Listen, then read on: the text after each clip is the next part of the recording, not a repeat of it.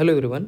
सो आज हम लोग वापस से एलएन का गाइडेड रिवीजन जेई एडवांस 2025 का स्कोर एडवांस का straight line and circle topic पे क्वेश्चंस डिस्कस कर रहे हैं।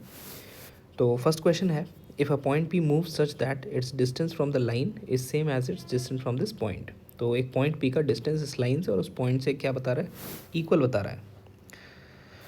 Then the area of the curve described by P, मतलब पी का लोकस देखना है और enclose between the coordinate access.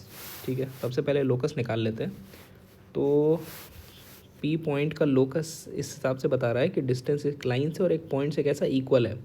तो पहले तो ये चेक करना पड़ेगा। तो ऐसा आपको याद आ रहा होगा कि शायद ये तो डेफिनेशन है अपने पैराबोला का, लेकिन वो तब है जब आपका फोकस जो फिक्स पॉइंट है वो डायरेक्टली इस पर लाई न करे। तो यहाँ पर आपको चेक करना है कि ये पॉइंट उस लाइन पे लाई कर रहा है कि नहीं कर रहा है। तो चेक करो भाई, y जो 2 इक्वल टू √3 टाइम्स x मतलब 3√3 माइनस 7। सो यहाँ पे क्या आ जाएगा, 3 3 9 माइनस 7। सो ये तो सेटिस्फाई कर गया मतलब पॉइंट लाइन पे लाई कर रहा है। तो इस केस में तो पैराबोला मिलेगा नहीं, तो क्या मिलेगा। तो इस केस में आपको गिवन लाइन के परपेंडिकुलर लाइन मिल जाएगा जो उस पॉइंट से पास कर रहा होगा। तो गिवन लाइन के परपेंडिकुलर लाइन हम लोग लिख सकते हैं, ये लाइन जो दे रखा है ये है √3x माइनस वाई माइनस 7। तो इसके परपेंडिकुलर लाइन मैं लिख रहा हूँ, परपेंडिकुलर लाइन बन जाएगा x plus √3y plus k equal to 0। और पासिंग पॉइंट तो पता ही है, ये पासिंग पॉइंट है, सेटिस्फाई करवा देते हैं इसमें। तो 3√3 और प्लस 2√3 प्लस k, तो k की वैल्यू आ गई -5√3। पुट करते हैं इधर, तो ये लाइन का इक्वेशन मिलेगा x plus √3y minus 5√3 equal to 0। तो ये आपका पी का लोकस आ चुका है, यही है पी का लोकस। चलो, पी का लोकस आ गया। अब कह रहा है कि आपको चाहिए area enclose between the coordinate axis. तो भाई ये लाइन जो भी है ये एक्स और वाई एक्सिस पे कहाँ कट कर रहा है वो निकालते हैं। पुट करो y0, तो x की वैल्यू आ रही है 5√3। सो x इंटरसेप्ट है 5√3, 0। और y की वैल्यू जब x 0 पुट कर रहे हैं तो 5 आ जाएगा, तो 0,5। तो अब आपको ये लाइन है, ये स्ट्रेट लाइन ऐसा है। Enclose between the coordinate axis area चाहिए, तो कौन सा एरिया की बात कर रहा है, इस एरिया की बात कर रहा है। तो ये एरिया तो एक राइट एंगल ट्रायंगल का एरिया है, तो ये एरिया आ जाएगा half into base 5√3 into height 5। तो ये 25 बन रहा है ना, 25√3/2 बन रहा है। तो कौन सा ऑप्शन बैठ रहा है, ऑप्शन सी करेक्ट है।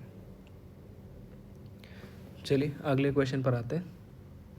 तो अगला क्वेश्चन है, let MAB is the slope of the line joining A and B। ठीक है, पता है हमको।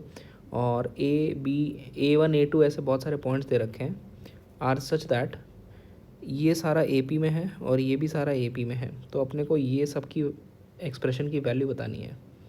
चलो भाई देखते हैं। तो सबसे पहले तो ये MA1 A2 अगर आप उठा लोगे तो MA1 A2 की वैल्यू आ रही है y2 minus y1 divided by x2 minus x1।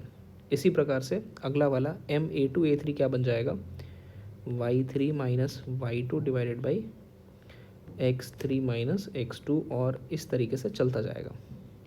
कहाँ तक चलता जाएगा, लास्ट वाला बन रहा है yn minus yn minus 1 divided by xn minus xn minus 1। अब आपको बताया गया था कि ये सब तो AP में है, AP में है का मतलब कि x2 minus x1 common difference बनेगा। इसी तरह से x3 माइनस x2 ये भी कॉमन डिफरेंस है और ये सब कॉमन डिफरेंस बनते जाएंगे। तो अब आप अगर डिनोमिनेटर अपना ऑब्जर्व करो, ये सब क्या लिखा है, ये वही तो लिखा है कॉमन डिफरेंस उस AP का। ठीक है, रिप्लेस कर देते हैं, मान लेते हैं वो कॉमन डिफरेंस D है। तो ये y2 माइनस y1, इतना बेकार सा क्यों लिख रहा है, चलो सही से लिखते हैं। तो y2 माइनस y1 LCM ले लिया ना कॉमन डिफरेंस D का, तो प्लस y3 माइनस y2 इसी तरीके से आता जा रहा है। और लास्ट वाला बनेगा yn माइनस yn माइनस 1। अब यहाँ पे बहुत सारे टर्म्स कैंसिल हो रहे हैं, है ना।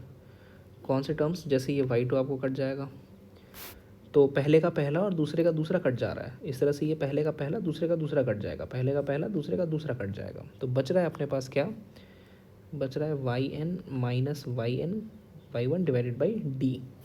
अब आपके ऑप्शंस अगर आप ऑब्जर्व करो तो M A one A N के टर्म्स में पूछ रहा है ऑप्शन। तो एक काम कर सकते हैं, यहाँ से हमें जो ये ए पी पता था ना एक्स वाला, इसमें अगर एक्स एन लिखें हम, तो एक्स एन जो है वो nth टर्म है, तो first term plus N minus one into D बोल सकते हैं। तो यहाँ से डी की वैल्यू आपको मिलेगी X N minus X one divided by N minus one. ये डी की वैल्यू इधर सब्सटीट्यूट कर देते हैं। चलो, तो ये बन जाएगा Y N minus Y one divided by X N minus X one और divided by N minus one. अब आप अगर ध्यान से देखो तो ये सब कुछ क्या है, ये वाला हिस्सा आपका ये M A one A N ही है। तो N minus one times M A one A N बन रहा है। तो ऑप्शन देखा जाए तो सेकेंड ऑप्शन करेक्ट है, ऑप्शन बी। चलिए थर्ड क्वेश्चन पर आते हैं। तो तीसरा क्वेश्चन कह रहा है कि पी क्यू और आर 3 पॉइंट्स दे रखे हैं, इसमें एक्स नहीं पता है। तो कह रहा है वैल्यू ऑफ मॉड एक्स चाहिए जिसके लिए angle P R Q is as large as possible. Okay, तो एक काम करते हैं, ट्रायंगल की बात हो रहा है तो ट्रायंगल में ये आपके पास पी क्यू आर दे रखे हैं पॉइंट्स। ठीक है भाई, चलो पी क्यू आर, कोऑर्डिनेट्स भी दिए हैं, पी 0,3 है, क्यू 0,5 और आर है x,0। अब कह रहा है angle P R Q is as large as possible. P R Q ये वाले एंगल की बात कर रहा है, थीटा बोल देते हैं थोड़ी देर के लिए। तो देखो ये जो थीटा है ये एंगल इंक्लूडेड है between the line P R and R Q, है ना, P R and R Q. तो याद है दो लाइन के बीच का एंगल का फॉर्मूला टैन थीटा वाला, अगर वो हम लगाएं यहाँ पर थोड़ी देर के लिए, तो सबसे पहले अपने को स्लोप चाहिए होगा। तो ये जो लाइन है इसका स्लोप क्या बन रहा है, एम पी आर का, एम पी आर का स्लोप बन जाएगा Y two minus Y one, so -3/x बनेगा। सिमिलरली ये दूसरे वाले का एम आर क्यू का स्लोप आ जाएगा 5 ठीक है। अब अगर टैन थीटा, ये फॉर्मूला लगा रहे हैं इनके बीच में, सो टैन थीटा हो जाएगा m1 माइनस m2, तो किसी को भी किसी भी सब्ट्रैक्ट कर लेते हैं। सो -3/x माइनस ऑफ माइनस हो जाएगा 5/x divided by 1 plus 15/x square. अब बोला ये था क्वेश्चन में कि जो एंगल पी आर क्यू है वो एज लार्ज एज पॉसिबल। तो अपने को ये जो थीटा है इसको मैक्सिमाइज़ करना है, इसको मैक्सिमाइज़ करना है। चलो, तो थीटा कैसे मैक्सिमाइज़ करें भाई, पहले तो सिंप्लीफाई कर लेते हैं, ये टैन थीटा क्या बन रहा है, सिंप्लीफाई करते हैं। तो 5 - 3 2/x हो जाएगा ऊपर, और नीचे अपने पास है x square plus 15/x square. Further simplify करो तो x ऊपर आ जाएगा 2x और नीचे है एक्स स्क्वायर प्लस 15। ये टैन थीटा बन रहा है। अब इसको मैक्सिमाइज़ करने का है, तो ये तो सिंपल सी बात हो गई ना भाई, जब थीटा मैक्सिमम होगा तो टैन थीटा भी मैक्सिमम होगा। तो कुल मिला के बात यहाँ पर आ गया कि इस चीज़ को मैक्सिमाइज़ करना है, तो किस एक्स पे मैक्सिमाइज़ होगा ये निकालना है। तो मैक्सिमाइज़ करने का फंडा तो सिंपल है, आप इसको डिफरेंशिएट कर दो, उठा के डिफरेंशिएट करोगे तो ये बन रहा है x square plus 15, quotient rule लगा रहे हैं, और ऊपर वाले का डेरिवेटिव कितना 2 आ जाएगा -2x, और नीचे वाले का डेरिवेटिव 2x और divided by x square plus 15 का होल स्क्वायर। इस डेरिवेटिव को 0 पुट करेंगे तो x की क्या वैल्यूज़ आ रही हैं अपने पास 1 2 तो गया, और बच रहा है क्या एक्स स्क्वायर और प्लस 15, और उधर में आ जाएगा -2x स्क्वायर। तो -x स्क्वायर मतलब एक्स स्क्वायर की वैल्यू 15 बैठेगी। और आपसे पूछा ये था कि आपसे पूछा था मॉड एक्स का क्या वैल्यू है, तो भाई मॉड एक्स तो √15 आ जाएगा, यही आपका आंसर है। Mod x is √15, option A correct है। चलो नेक्स्ट फोर्थ। तो देखो आपको ये यूज़फुल कैसे होगा, ये जो हम लोग कर रहे हैं, ये एक तरीके से पूरे चैप्टर का अच्छे तरीके से रिवीजन हो जा रहा है इस क्वेश्चंस की हेल्प से। तो आप लोग सबसे पहले इसको सोल्यूशन को मत देखें जो मैं सॉल्व कर रहा हूँ, आप इसको पॉज करें, इस क्वेश्चंस को सॉल्व करने की कोशिश करें और फिर आंसर मैच करवा लें, और नहीं आ रहा है तो फिर आप देख सकते हैं सोल्यूशन। चलिए फोर्थ क्वेश्चन पर आते हैं। फोर्थ क्वेश्चन कह रहा है the mid point of the chord A B of this circle is the point 1,1। अच्छा, तो ये कोई एक सर्कल है, उसका कोई एक कॉर्ड है ए बी, और मिड पॉइंट इसका दे रखा है अपने को 1,1। ठीक है। If the tangents are drawn at the extremities A and B, A और बी पे अगर हम टेंजेंट ड्रॉ करें, ए और बी पे टेंजेंट हमने ड्रॉ किया, then these tangents intersect at what point. कह रहा है ये कहाँ पे इंटरसेक्ट करेंगे, ये एच कॉमा के अपने को फाइंड करना है। तो ये तो काफ़ी आसान सवाल है। मिड पॉइंट दे रखा है 1,1, तो कॉर्ड ए बी की इक्वेशन आप T equal to S one से लिख सकते हो, है ना। कॉर्ड ए बी की इक्वेशन लिखा जाएगा T equal to S one से।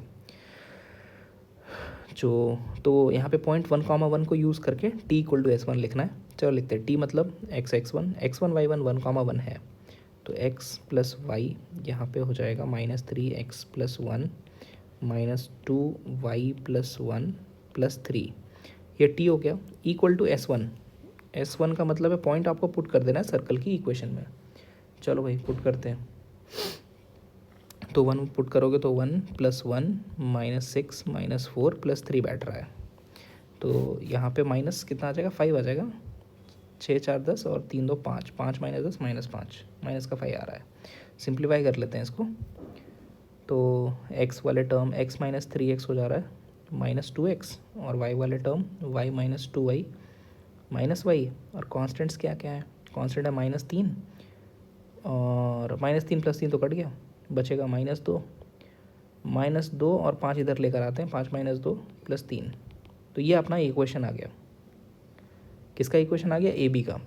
अब अगर h k को मैं यूज़ करके t इक्वल टू 0 लिखूँ तो किसका इक्वेशन आएगा, कॉर्ड ऑफ कॉन्टैक्ट, और वो क्या है, ए बी ही है। तो अब मैं t इक्वल टू 0 लिखूँगा using the point h k, तो इक्वेशन किसका मिलेगा, ए बी का ही मिलेगा। अच्छा चलो लिखते हैं h k यूज़ करके। तो ये बनेगा hx + ky -3x + h -2y + k और +3 इक्वल टू 0। ये इक्वेशन वापस ए बी का है, तो इसको ए बी से कंपेयर कर लेते हैं, लेकिन उससे पहले थोड़ा सिंप्लीफाई करते हैं इसको। तो x वाले टर्म्स इकट्ठा कर लेते हैं। x वाले टर्म्स इकट्ठा बन रहा है h - 3 टाइम्स x, y वाले टर्म्स हैं k - 2 टाइम्स y, और बाकी तो कॉन्स्टेंट्स ही होंगे, वो भी लिख लेते हैं। तो कॉन्स्टेंट्स है -3h -2k + 3 इक्वल टू 0। अब इक्वेशन 1 और इक्वेशन 2 जो है वो बिल्कुल ही सेम है, दोनों ए बी का ही है इक्वेशन। तो कंपेयर करते हैं। तो कोएफिशिएंट ऑफ x कंपेयर करेंगे तो h - 3, फिर गंदा लिखने लगा। हाँ, तो x का कोएफिशिएंट है h - 3 और इधर है -2। कोएफिशिएंट ऑफ y k - 2 और यहाँ पे -1। कॉन्स्टेंट्स हैं 3 - 3h -2k और कांस्टेंट 3 है। चलो भाई यहाँ से h k चाहिए, सॉल्व कर लेते हैं। तो या तो ऑप्शन से ही उठा के देख लो कौन सा सेटिस्फाई कर रहा है, आसान आसान ऑप्शन है, या सिंप्लीफाई कर लेते हैं बड़े आराम से। तो एक बार इन दोनों को उठा के सॉल्व कर लेते हैं, एक बार इन दोनों को उठा के सॉल्व कर लेते हैं। तो यहाँ से अपने को मिलना चाहिए -1,0 सेटिस्फाई कर रहा है, बी वाला सही हो जाएगा। देखो -1,0, अगर h की वैल्यू -1 रखेंगे तो -1 -3 -4 बाई -2 2 आ जाएगा। सेम यहाँ पे 0 रखोगे k की वैल्यू तो भी 2 आ रहा है, और इधर भी रखेंगे तो भी सेटिस्फाई कर रहा है, तो बी वाला सही है। सॉल्व भी करके निकाल सकते हैं अगर नहीं दिखा डायरेक्ट तो। चलो फिफ्थ पर आते हैं। फिफ्थ क्वेश्चन कह रहा है कि इंटरनल कॉमन टेंजेंट इन दोनों सर्कल का, अच्छा वही बताना है। तो सर्कल की एक बार देखते हैं। पहला वाला का सेंटर कितना है भाई, 2,2 है, और रेडियस r बना जाएगा रूट में 4 + 4 8 -4 4√2। ठीक है। सर्कल 2 का सेंटर कितना है, सेंटर -3, -3 है, और इसका रेडियस r2 कितना आ रहा है, 9 + 9 18, 18 - 9 9, 9 का रूट 3। अच्छा, तो थोड़ा सा अगर बनाए इसका डायग्राम, तो पहला वाला 2,2 सेंटर और रेडियस 2, तो कुछ इस तरीके का सर्कल होगा।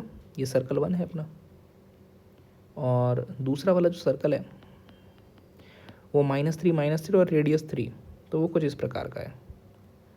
दोनों एक्सेस को टच कर रहा है और तीसरे क्वाड्रेंट में ये -3, -3, ये सर्कल 2 है आपका। अब कह रहा है इंटरनल कॉमन टेंजेंट चाहिए, तो भाई इंटरनल कॉमन टेंजेंट तो सीधे सीधे दिख रहा है ना, एक ही इंटरनल कॉमन टेंजेंट है, एक और ये इंटरनल कॉमन टेंजेंट है ना। इंटरनल कॉमन टेंजेंट का मतलब आपसे वही ट्रांसवर्स कॉमन टेंजेंट मांग रहा है। तो एक्स एक्सिस और वाई एक्सिस है, X equal to 0, Y equal to 0, answer third वाला। चलो सिक्स्थ पर आते हैं। सिक्स क्वेश्चन कह रहा है the radius of the circle touching, ये भी एक सर्कल है, and the angle bisector of the transverse common tangent, इस दो सर्कल्स के, इसमें दो सर्कल है, देखना ध्यान से, एक बार प्लस कंसिडर करोगे, एक बार माइनस कंसिडर करोगे। तो कह ये रहा है कि ऐसा सर्कल का रेडियस जो इसको टच करे, एंड एंगल बाइसेक्टर चाहिए of the transverse common tangent इन दो सर्कल्स का। अच्छा चलो भाई देखते हैं। तो सबसे पहले तो यहाँ पे जो दो सर्कल्स हैं इनके ट्रांसवर्स कॉमन टेंजेंट का एंगल बाइसेक्टर बोल रहा है। तो ये दो सर्कल हैं कौन से भाई, सर्कल 1 अगर मैं कंसिडर करूँ x+2 whole square plus Y square equal to 1, तो इसका सेंटर -2, 0 और रेडियस 1। इसी तरह से सर्कल 2 अगर मैं कंसिडर करूँ x-2 whole square plus Y square equal to 1, तो सेंटर जो है इसका वो 2, 0 और रेडियस फिर से 1। तो इसको ज़रा ड्रॉ करते हैं। ड्रॉ करेंगे तो पहला वाला -2, 0 सेंटर है और रेडियस 1 है, तो कुछ इस प्रकार का सर्कल आ रहा है ना, -2, 0 रेडियस 1, तो ये -1 आ जाएगा। तो ये कुछ इस प्रकार से है कि सिमेट्रिक अबाउट एक्स एक्सिस है, ठीक है। दूसरा वाला 2, 0 है और रेडियस 1 है, तो ये कुछ इस प्रकार से है। अब ये सर्कल जो है ये 2, 0 सेंटर है और ये सर्कल भी सिमेट्रिक अबाउट एक्स एक्सिस है। और आप अगर ध्यान से समझें तो ये दोनों जो सर्कल है वो एक दूसरे का मिरर इमेज है अबाउट वाई एक्सिस, है ना। अब आपसे ये कह रहा है कि angle bisector of the transverse common tangent, तो पहले बात तो ट्रांसवर्स कॉमन टेंजेंट है कौन से इनके, तो ट्रांसवर्स कॉमन टेंजेंट इनके ये वाले बनेंगे, है ना, ये ट्रांसवर्स कॉमन टेंजेंट बनेगा इनका, पासिंग थ्रू ओरिजिन, और इस प्रकार से बनेगा। अब कह रहा है इनका एंगल बाइसेक्टर, तो भाई इनका एंगल बाइसेक्टर कौन सा है, इनका एंगल बाइसेक्टर तो यही आएगा, एक्स एक्सिस और वाई एक्सिस, है ना, ये आपके एंगल बाइसेक्टर हो गए। तो जो इतना घुमा फिरा के बात बोल रहा था उसका कहने का मतलब बस इतना था कि एक्स एक्सिस और वाई एक्सिस है। अच्छा, तो अब आपका क्वेश्चन ये बन गया है कि radius of such a circle जो इसको तो टच करे and X axis Y axis को टच करे। तो सिंपल सी बात हो गई, इस सर्कल को टच करने का मतलब इसका जो सेंटर है 2, 0 और जो रेडियस 1 है उसको टच करने वाला एक सर्कल का रेडियस चाहिए जो एक्स एक्सिस वाई एक्सिस को भी टच करे। भाई कोई सर्कल जो एक्स एक्सिस वाई एक्सिस को टच कर रहा है वो तो इस प्रकार का होता है ना, r, का सेंटर होता है और रेडियस r होता है, और ये सर्कल टच कर रहा है एक दूसरे सर्कल को, कौन से वाले, इस वाले सर्कल को। तो दो सर्कल जब एक्सटर्नली टच करते हैं तो उनका कंडीशन क्या है, C1 C2 equal to R1 plus R2, तो दोनों के बीच का जो डिस्टेंस है वो दोनों का रेडियस का सम हो जाएगा। तो पहले वाले का सेंटर जो है वो 2, 0 और दूसरे वाले का R, R, तो उनके बीच का जो डिस्टेंस आ रहा है वो R-2 होल स्क्वायर हो गया और प्लस इधर R-0, तो R square equal to R1 plus R2, तो वो हो जाएगा 1 प्लस R, है ना। बस अब यही सॉल्व करना, ये रूट था तो इसको रूट लगा लेते हैं इधर अंडर रूट में, या स्क्वेयरिंग कर लेंगे दोनों तरफ तो दूसरी तरफ स्क्वायर आ जाएगा, उसको सिंप्लीफाई करना है। तो ये बन रहा है R-2 whole square plus R square equal to R+1 whole square. खोलते भाई, ओपन करते हैं, सॉल्व करते हैं, R मिल जाएगा। तो R square plus 4 minus 4R plus R square equal to R square plus 1 plus 2R। तो यहाँ से R स्क्वायर माइनस 6R और प्लस 3।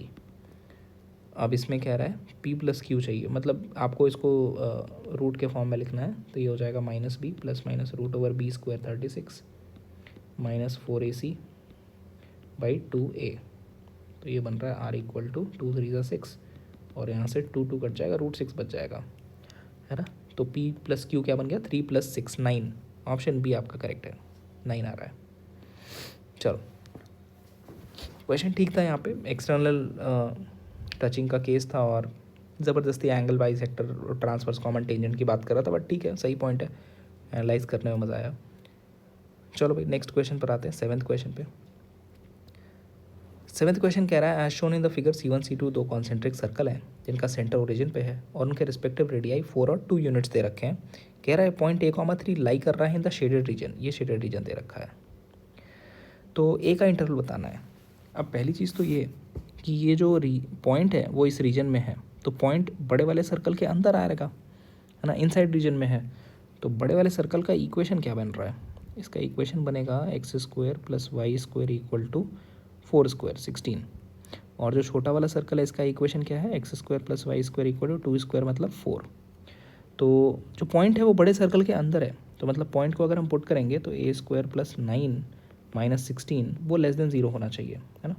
तो a² आ रहा है <7, तो a आ जाएगा -√7 से √7। एक पहली कंडीशन ये मिली। दूसरा कंडीशन ये कि जो छोटा वाला सर्कल है उसके बाहर है अपना पॉइंट, तो उसमें अगर हम पुट करेंगे तो ये बाहर का मतलब कैसा, <0। तो a² आ जाएगा -5। तो यार ये तो ऑलवेज ट्रू है, तो a बिलोंग्स टू R हो जाएगा। a² पॉजिटिव नंबर होता है, वो नेगेटिव से तो हमेशा ही बड़ा होगा, ठीक है। तीसरा कंडीशन ये है कि ये जो लाइन है ना, ये लाइन की इक्वेशन क्या है, देखो 45 डिग्री यहाँ पे दे रखा है, मैं क्लियर करता हूँ एक बार। देखो यहाँ पे 45 डिग्री दे रखा है ये एंगल, तो ये लाइन का equation passing through origin and making 45 degree with positive direction of x axis क्या बनेगा, y = x। जो पॉइंट है वो इस लाइन के ऊपर है, ऊपर का मतलब क्या क्या हो गया कि ये जो लाइन की इक्वेशन है, मान लेते हैं x - y = 0 है, तो ऊपर में कोई पॉइंट आप पुट कर लो, जैसे ये पॉइंट ले लो या ये पॉइंट ले लो, कोई भी पॉइंट ले लो। मान लेते हैं ये पॉइंट लिया 0,2, तो देखो 0,2 अगर इसमें हम पुट करेंगे तो 0 - 2 कैसा आ रहा है, ये तो नेगेटिव है, नेगेटिव है। तो डेफिनेटली जो पॉइंट पुट करेंगे उसका साइन भी नेगेटिव ही आना चाहिए, उसी रीजन में है ना। तो पुट करते हैं a,3, तो a - 3 नेगेटिव का मतलब a <3, ये तीसरा कंडीशन आ गया। और चौथा कंडीशन ये है कि जो पॉइंट है वो फर्स्ट क्वाड्रेंट में है। फर्स्ट क्वाड्रेंट का मतलब x पॉजिटिव y पॉजिटिव, तो y तो यार ऑलवेज पॉजिटिव है ही, 3 तो पॉजिटिव होता ही है। a को पॉजिटिव बनाना है तो a < 0 होना चाहिए। इन चारों में इंटरसेक्शन लेना है, तो चारों में इंटरसेक्शन क्या आ जाएगा भाई, a < 0 और √7 जो होता है वो 3 से तो छोटा ही होता है, तो √7 पे ही रुकना पड़ेगा। तो ये आपका फाइनल आंसर बन रहा है और ये दिया है ऑप्शन डी में। चलिए 8वें पर आते हैं। क्वेश्चन 8 आपसे कह रहा है कि length of the chord A B दे रखा है इस सर्कल दिए हुए फिगर का, ए बी, ये ए बी है, इसका लेंथ 4 दिया है। कह रहा है find the area of the shaded region. Shaded region तो वो रीजन है जो पूरे सर्कल में से ये दो सर्कल का एरिया हम माइनस कर दें। तो बेसिक क्वेश्चन ये हो गया मेरे लिए कि मुझे इन दोनों सर्कल का क्या चाहिए, रेडियस चाहिए, है ना, और बड़े वाले सर्कल का भी रेडियस चाहिए। ए बी का लेंथ दे रखा है, तो एक काम करते हैं अगर ये वाले पॉइंट ऑफ जहाँ पे दोनों सर्कल और ये line chord A B touch कर रहा है, इस पॉइंट का नाम थोड़ी देर के लिए कुछ बोल दें, मान लो पी बोल दिया, तो power of a point concept अगर हम लगाएं, है ना, तो एक सीकेंड ड्रॉ किया गया है जो थ्रू पी किया गया है ना। तो जो P A into P B, P A into P B का लेंथ जो हो जाएगा, उससे पहले एक बात और कर सकते हैं, देखो ध्यान से, पी नाम तो रख देंगे। देखो ये दो सर्कल जो है वो टच कर रहा है इंटरनली भी, ये वाले दोनों सर्कल, और बड़े वाले सर्कल को एक्सटर्नली और बड़े वाले सर्कल को इंटरनली। तो ये जो पॉइंट ऑफ कांटेक्ट है यहाँ पे, इनको आप ज्वाइन करोगे तो डेफिनेटली ये डायमीटर होगा बड़े वाले सर्कल का। और जब इसका सेंटर आप लोगे, इस सेंटर से अगर एक परपेंडिकुलर ड्रॉप करोगे, एक्चुअली ये सेंटर से ये ए बी को ज्वाइन करोगे तो डेफिनेटली ये परपेंडिकुलर ही बनेगा क्योंकि ए बी टेंजेंट है उस सर्कल का। अच्छा, परपेंडिकुलर। और आपको पता है कि अगर मैं सेंटर से, और बड़े वाले सर्कल का भी सेंटर कहीं ना कहीं इसी लाइन पे है, तो अगर सेंटर से मैं कॉर्ड पे परपेंडिकुलर ड्रॉप करूँ तो वो तो बाइसेक्ट कर जाएगा। तो पी पर ए बी का लेंथ बाइसेक्ट कर रहा है और ए बी का लेंथ 4 दे रखा है, तो यहाँ से अपने को ए पी और बी पी दोनों का लेंथ इक्वल मिल गया। तो इक्वल कितना मतलब 2 होना चाहिए, दोनों 2 2 हैं। अच्छा, अब पावर ऑफ पॉइंट का कॉन्सेप्ट लगा लेते हैं। तो पावर ऑफ पॉइंट के कॉन्सेप्ट के हिसाब से मैं बोल सकता हूँ कि P A into P B will be equal to, इस पॉइंट का नाम कुछ रख देते हैं पी क्यू और आर रख देते हैं, तो वो बराबर होगा P Q into P R के, है ना, पावर ऑफ पॉइंट कॉन्सेप्ट है। तो P A into P B तो पता है अपने को, 2 इंटू 2 है। अब पी क्यू कितना है, तो उसके लिए मान लेते हैं इसका जो रेडियस है वो एक्स है, इसका रेडियस मैं वाई मान लेता हूँ, रेडियस माना है मैंने। तो पी क्यू का जो लेंथ है वो डायमीटर है एक्स वाले सर्कल का, तो 2x हो जाएगा। और पी आर जो है वो डायमीटर है छोटे वाले सर्कल का, और 2y हो जाएगा। तो यहाँ से एक्स वाई की वैल्यू 1 आ गई। अच्छा, एक्स वाई 1 आ गया। निकालना अपने को तो क्या है, निकालना तो शेडेड रीजन का एरिया है। तो एक बार लिखते हैं जरा कि वो एरिया कितना होगा। वो एरिया होगा बड़े वाले सर्कल का, पहले एरिया निकालेंगे, उसमें से छोटे वाले दोनों सर्कल का एरिया माइनस करेंगे। तो बड़े वाले सर्कल का जो डायमीटर है वो यही तो है, क्यू आर ही तो है। तो डायमीटर का लेंथ कितना है बड़े वाले सर्कल का, 2x प्लस 2y। तो बड़े का रेडियस क्या हो जाएगा, बड़े का radius 2x plus 2y divided by 2 हो जाएगा, तो x प्लस वाई होगा।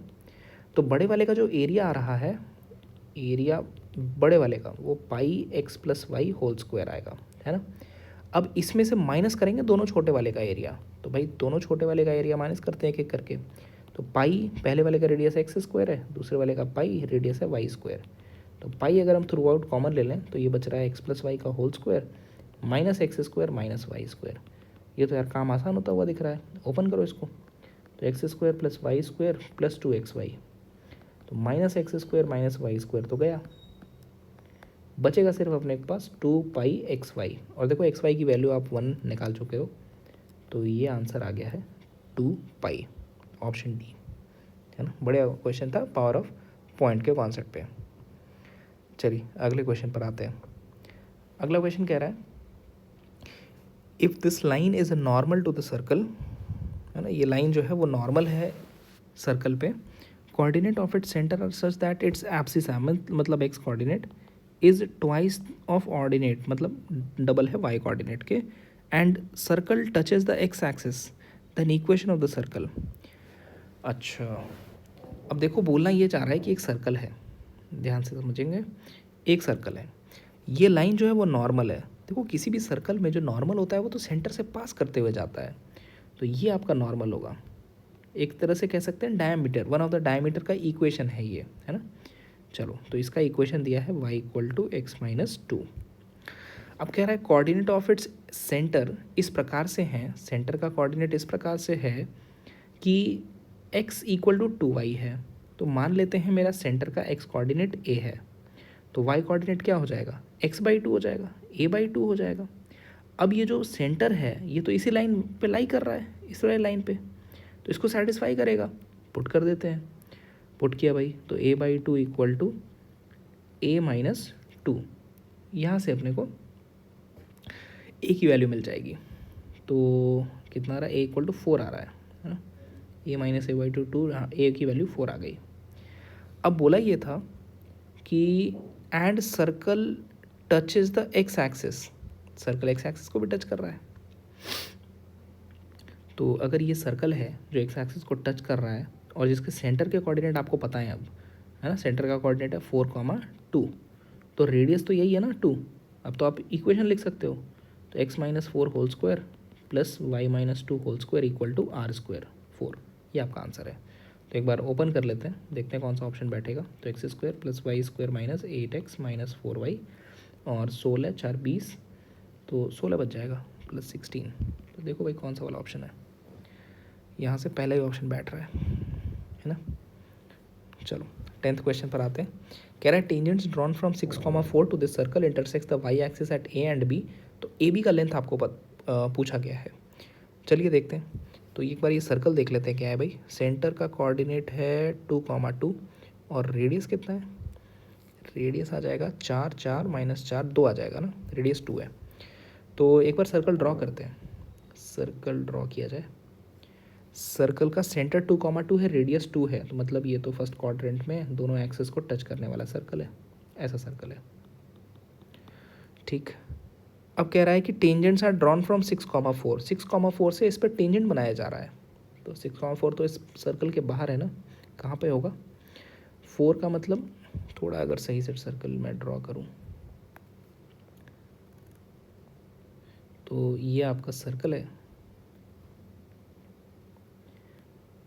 2,2 सेंटर है, और 6,4 आइडेंटिफाई करना। आप समझो बात को, ये देखो ये रेडियस जो 2 है और ये भी कितना है 2 है, तो 2 + 2 4 हो गया, मतलब 6,4 यहीं पर होगा, इधर कहीं होगा, ये होगा 6,4। और यहाँ से मेरे को टेंजेंट्स ड्रॉ करने हैं इस पर। तो एक तो टेंजेंट यही हो गया ना, ये वाला लाइन ही एक टेंजेंट है, मान लेते हैं वाई एक्सिस को ए पे इंटरसेक्ट कर रहा है, और एक दूसरा टेंजेंट इधर कहीं बन जाएगा जो वाई एक्सिस को बी पे इंटरसेक्ट कर रहा है। आपको क्वेश्चन में पूछा गया है ए बी का लेंथ, है ना, वही ए बी पूछा गया है। चलिए निकालते हैं। तो क्या करा जाए, देखो ए का तो कोऑर्डिनेट मिल गया, ए तो 0,4 है। अब बी का कोऑर्डिनेट कैसे निकालना है, समझते हैं। देखो कई सारे तरीके हैं इसको सॉल्व करने के लिए। एक तो ये है कि आपको सर्कल का इक्वेशन गिवन है, आपके पास सेंटर है, रेडियस है, तो आप ये टेंजेंट का इक्वेशन लिख सकते हो, है ना। टेंजेंट का इक्वेशन लिखा जाएगा, स्लो फॉर्म में लिखूंगा, y - y1 = m x - x1 ± r √1 + m²। ये टेंजेंट का इक्वेशन है, और ये टेंजेंट पास कर रहा है कहाँ से, 6,4 से, तो 6,4 इसमें सेटिस्फाई करेगा। पुट कर देते हैं, तो 4 - 2 2 हो जाएगा, और यहाँ पे 6 - 2 4 हो जाएगा, ± 2 √1 + m²। सॉल्व करेंगे, m की वैल्यू आ जाएगी, करते हैं। तो 4m को लेफ्ट में शिफ्ट कर दिया और 2 कैंसिल भी कर दिया, तो ये 1 - 2m का होल स्क्वायर = 1 + m², है ना। और नहीं स्क्वायर किया था ना हाँ करेक्ट है। तो ओपन करते हैं, 1 + 4m² - 4m = 1 + m²। तो 1 तो गया, तो बच रहा है 3m² - 4m। तो m की वैल्यू एक तो 0 आ रही है, और दूसरा m का वैल्यू आ रहा है 4/3। m का वैल्यू 0, तो ये तो ऊपर वाले लाइन टेंजेंट के लिए है। जो 4/3 है वो इसका स्लोप है ना, 4/3। तो अब आपके पास स्लोप है इसका, और पासिंग पॉइंट है, तो डेफिनेटली b हम निकाल सकते हैं। तो इस लाइन की इक्वेशन लिख लेते हैं पहले, इसको p बोल देते हैं। तो पी बी की इक्वेशन में लिख रहा हूँ, तो y - y1 = m x - x1। तो b का कोऑर्डिनेट निकालने के लिए आपको क्या करना होगा, x0 पुट कर दो, x0, तो y की वैल्यू आ जा रही है, तो y की वैल्यू मिल रहा है, x0 पुट कर दिया तो -2, तो -8, और 4 - 8 -4 आ जाएगा। मतलब ये जो पॉइंट है ये 0, -4 है। तो ए बी का लेंथ कितना हो गया भाई, 4 और 4 8 हो गया, तो ए बी = 8। ये आपका आंसर है, ए बी का लेंथ है 8, बी ऑप्शन करेक्ट है। चलिए 11th पर आते हैं। 11th क्वेश्चन कह रहा है, diagonals of a square are along the pair of the lines whose equation दे रखे हैं, और 2,1 is a vertex of the square. तो vertex of the square adjacent to it may be, दूसरे आपसे वर्टिसेस मांग रहा है। एक काम करते हैं, पेयर ऑफ लाइन्स को थोड़ा सिंप्लीफाई करते हैं। तो पेयर ऑफ लाइन जो दिया है वो 2x² - 3xy - 2y²। ये फैक्टराइज हो रहा है क्या, हो तो रहा है, 2x² और +xy - 4xy - 2y²। हाँ जी फैक्टराइज तो हो गया। तो यहाँ से x कॉमन ले लो, तो 2x + y, और यहाँ से -2y कॉमन ले लो, तो 2x + y। तो एक लाइन है आपका x - 2y = 0, और दूसरा है 2x + y = 0। ये दोनों हैं क्या, ये दोनों डायगोनल हैं एक स्क्वायर के। चलो एक स्क्वायर बनाते हैं, फिर एक स्क्वायर बनाया गया, उसमें दोनों डायगोनल आपको दे रखे हैं, डायगोनल दे रखे हैं। तो डायगोनल की इक्वेशन में लिख लेता हूँ एक बार, x - 2y = 0 और 2x + y = 0। अब बोला ये गया है क्वेश्चन में कि 2,1 एक वर्टेक्स है। अब देखो ना, अगर इसका नाम ABCD बोल दिया, अगर 2,1 जो वर्टेक्स है वो A या C हुआ, तो ये इस लाइन को सेटिस्फाई करेगा। देखो सेटिस्फाई कर रहा है क्या, 2,1 कर तो रहा है। तो मान लेते हैं A मेरा 2,1 है, C को भी मान सकता हूँ, कोई प्रॉब्लम नहीं है। अच्छा A अगर 2,1 है, तो आपको क्वेश्चन ये पूछा गया कि D और B के वर्टिसेस बताओ। अब ये क्वेश्चन है, तो डेफिनेटली D या B जो भी पॉइंट आप निकालने जा रहे हो वो लाई तो इसी लाइन पे कर रहा है। तो इस पे तो मैं कोई भी जनरल पॉइंट अज्यूम कर सकता हूँ। इस पे अगर x कोऑर्डिनेट में A बोल दूँ, तो y कोऑर्डिनेट क्या हो जाएगा, वाई कोऑर्डिनेट -2x आएगा, मतलब -2 आएगा। ओके, और ये जो इंटरसेक्शन पॉइंट है इनके डायगनल का, वो क्या है? ये दोनों लाइन को सॉल्व करेंगे तो 0,0 मिल रहा है ना, दोनों लाइन ओरिजिन से पास कर रहा है, तो इनका इंटरसेक्शन पॉइंट तो ओरिजिन है। और आपको पता है स्क्वायर में ये जो डिस्टेंस ओ ए और ओ बी है ये तो इक्वल होते हैं। बस ख़त्म हो गया काम। ओ ए इक्वल टू ओ बी, मतलब इसको सॉल्व कर लेते हैं। तो ये 4 + 1 ये 5 आ जाएगा, और यहाँ से ए स्क्वायर और प्लस 4a², तो ए स्क्वायर की वैल्यू 1, मतलब ए आपका ±1 आ रहा है। तो जो प्रोबेबल पॉइंट्स था वो आपको यहाँ पुट कर दो। +1 पुट करेंगे अगर तो 1, -2 आएगा, और -1 पुट करेंगे तो -1, 2 आएगा। तो जो बाकी दो वर्टिसेस हैं एडजेसेंट वाले, वो ये दोनों हो सकते हैं, 1, -2 और -1, 2। तो कौन से ऑप्शंस हो जाएंगे? ये बी, सी और डी, मल्टीपल करेक्ट था ये, तो सी और डी करेक्ट ऑप्शंस हैं। चलिए एक और 12th क्वेश्चन देखते हैं। इसमें कह रहा है ABC एक आइसोसेलेस ट्रायंगल है जिसमें ए का वर्टेक्स दे रखा है, एंगल ए दे रखा है, AB = AC है क्योंकि आइसोसेलेस था, तो ये दोनों साइड इक्वल है। और कह रहा है AB अलॉन्ग एक्स एक्सिस है, BC का लेंथ भी दिया है, तो लाइन BC का इक्वेशन निकालना है पहले तो, और फिर इक्वेशन निकल गया तो एक्स इंटरसेप्ट वाई इंटरसेप्ट तो निकल ही जाएगा, और फिर एरिया ऑफ ट्रायंगल ABC भी बताना है। चलो सबसे पहले इसका डायग्राम बना लेते हैं। तो AB को अलॉन्ग एक्स एक्सिस रखना है, A का वर्टेक्स -1, 0 है, बनाते हैं। ये अपना एक्स और वाई एक्सिस हो गया। A -1, 0 यहाँ मान लेते हैं, A है -1, 0, और AB अलॉन्ग एक्स एक्सिस है, मान लेते हैं B इधर कहीं है। और कह रहा था एंगल ए 2π/3 है, AB = AC रखना है, AB = AC, एंगल ए 2π/3, मतलब ऑब्ट्यूस एंगल बनेगा कुछ इस तरह से। तो ये C है, तो AB = AC है, यहाँ पे AB = AC है, दिस एंगल इज़ 2π/3।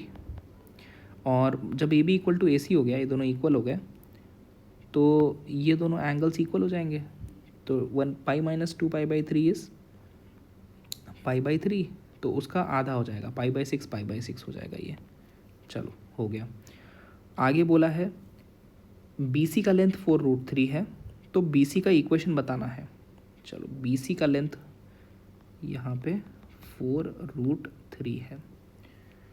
चलिए बढ़िया बात। तो सबसे पहली बात तो ये है कि अगर मैं इस वर्टेक्स से यहाँ पे परपेंडिकुलर ड्रॉप करूँ तो AB और AC तो इक्वल थे, आइसोसेलेस था, तो ये मिड पॉइंट हो जाएगा, है ना, BC का। कुछ नाम रख देते हैं इसका, कुछ बोल देते हैं, M बोल देते हैं, है ना। तो अब ये दोनों इक्वल हो गया, तो 2√3 हो गया, ये भी आपका 2√3 है और ये भी 2√3 है। अब अपने को निकालना क्या है? निकालना है इक्वेशन ऑफ BC का इक्वेशन पे फोकस करना है। तो BC, ओके, तो BC का स्लोप तो है अपने पास, है ना, ये π/6 था, तो ये π - π/6 5π/6 हो जाएगा। और पासिंग पॉइंट और मिल जाए तो किस तरह से B के अगर कोऑर्डिनेट मिल जाए बात बन जाए। तो एक काम करते हैं ना, ये राइट एंगल ट्रायंगल लेते हैं, AMB वाला, ये राइट एंगल ट्रायंगल ले लिया, AMB। ये राइट एंगल ट्रायंगल में ये लेंथ है 2√3, और ये π/6 पता ही है, और क्या पता है, बस इतना ही पता है। तो एक काम करते हैं, AB निकालने की कोशिश करते हैं, लेंथ AB, तो वो कितना हो जाएगा? AB कॉस लगा सकते हैं ना, cos π/6 हो जाएगा 2√3/AB। तो AB की वैल्यू आ गई अपने पास 4 बन जाएगा ना, √3/2, 4, AB 4 आ गया। अब ये देखो, अगर AB का लेंथ 4 है तो यहाँ से यहाँ तक तो 1 है, तो बचा हुआ लेंथ तो 3 होना चाहिए, राइट। तो बचा हुआ लेंथ 3 का मतलब जो B के कोऑर्डिनेट है वो 3,0 होना चाहिए। बात बन गया भाई, B का पॉइंट आ गया है और BC का स्लोप अपने पास पहले से ही है। तो अब हमारे पास इक्वेशन BC आ गया, y - 0 = m हो जाएगा tan 5π/6 into x - x1। Simplify कर लेते हैं, tan 5π/6 कितना हो रहा है? -1/√3 होना चाहिए, x - 3। तो ये इक्वेशन आ गया, कितना आ जाएगा? x और प्लस उधर कर लेते हैं √3y, और उसको उधर -3, ये अपना इक्वेशन हो गया। तो एक्स इंटरसेप्ट वाई इंटरसेप्ट कितना हो जाएगा, X intercept Y zero put किया तो 3 आ रहा है, और वाई इंटरसेप्ट कितना आ रहा है, Y intercept X zero put किया तो वाई इंटरसेप्ट आ रहा है √3। तो दोनों इक्वल नहीं है भाई, तो वो वाला ऑप्शन तो गलत हो गया। और एक चीज़ और पूछ रहा था आपको, ये तो गलत हो गया। लाइन कौन सा सही आया है, लाइन आया है ए वाला, है ना, सी गलत है। डी और आपसे पूछ रहा है area of triangle A B C, निकाल लेते हैं। Area of the triangle A B C ये कैसे निकलेगा, एक काम कर लेते हैं कि ये दोनों लेंथ आपको पता है ना, देखो ए बी का लेंथ है 4, तो ए सी का भी लेंथ कितना होगा, 4 होगा। तो दो साइड पता है, उनके बीच का इंक्लूडेड एंगल पता है, तो area of the triangle A B C आ जाएगा हाफ 4 × 4 × साइन 2π/3। ठीक है, तो कितना हो गया, 16/2 8 हो गया ये, और साइन 2π/3 कितना हो जाता है, √3/2, तो 4√3 आ गया। एरिया 4√3 दिया है, सही है भाई, ऑप्शन डी करेक्ट है। तो ये हम लोगों ने कुछ क्वेश्चंस आज देखे हैं स्ट्रेट लाइन एंड सर्कल पर बेस्ड।